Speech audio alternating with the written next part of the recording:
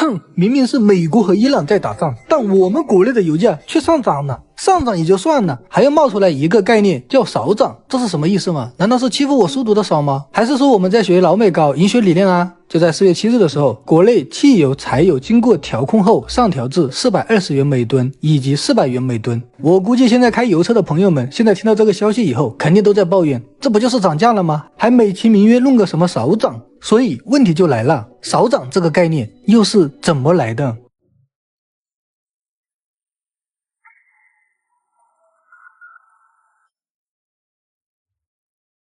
事情的原委大概是这个样子，这一次国际原油按照现行机制折算下来，本应该上调至800块钱每吨，而上调后的价格呢，本应该是由我们公众来承担。当然，也许你会问，为什么是我们公众来承担啊？答案是因为咱们国家的成品油价格并不是哪一个企业说了算的，而是根据国家发改委的现行机制，国内汽油、柴油的最高零售价是按照国际原油平均价格来制定的，每10个工作日进行调整一次。通俗来讲，也就是说国际原油上涨，那么国内我们就上涨；国际原油跌，那么我们国内也就跟着跌。然而现目前是因为这个上调后的价格很有可能是触碰到了我们国家人为设定的风险机制，所以呢，国家通过评估后发现，如果油价上调还是按照原计划执行，那么上调后的价格很有可能会让一大部分人面临极大的压力，进而威胁到整个社会体系的正常运转。所以呢，我们国家就出手，硬生生的把价格控制在了420元每吨，帮咱们少涨了380块钱，而少涨的380块钱呢，则由国家或者说能源企业进行兜底，也就相当于为原本计划上调的价格打了个折扣，或者说进行了补贴。所以我们现在看到的价格也就是少涨之后的价格，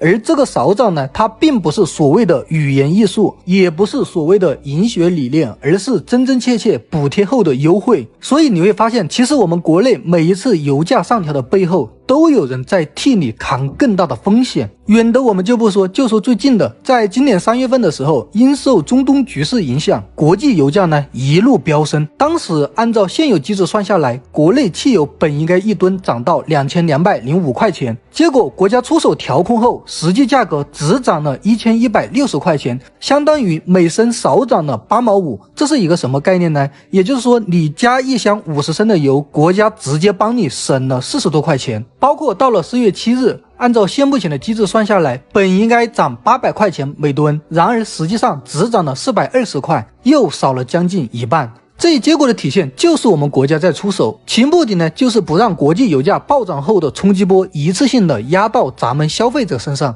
当然，我说到这里，很多人可能又理解不了，他又会有质疑，他会说，比如在2020年的时候，国际油价期货一度跌到负数，也就是说，你去人家那里买油，人家还要倒贴钱给你。但那个时候我们国内汽油依旧稳定在5-6块钱一升，你说国际油价都跌到地板上了，咱们油价怎么不跟着跌？国际油价涨我们跟着涨，国际油价降我们跟着降，咱们为什么不跟着跌，对不对？其实这里面是因为我们国家在2016年的时候，发改委给油价设定了一个地板价和天花板价，下限40美元一桶，上限130美元一桶，在这个区间里该涨的就涨，该降的降，但低于40美元的国内不再降价，高于130美元的国内不提或者说少提。当然我这么说大家可能会认为这40美元不降是不是不厚道？那如果你有这种想法的话，那么我会告诉你，你知道在我们国内油田的开采成本大概是多少吗？我来告诉你，大庆、长庆这些主力油田一桶油的开采成本大概在40到50美元左右。如果说国际油价跌到40美元以下了，国内的油价跟着降，那么就相当于我们自己的油田每挖一桶就要亏一桶，最后导致的结果很有可能就是停产破产。要知道咱们全国有14亿多人，并且我们石油对外依存度已经超过70%了。如果一旦国内的油田全部都趴下了，那么如果国际油价将来涨到200美元甚至300美元的时候，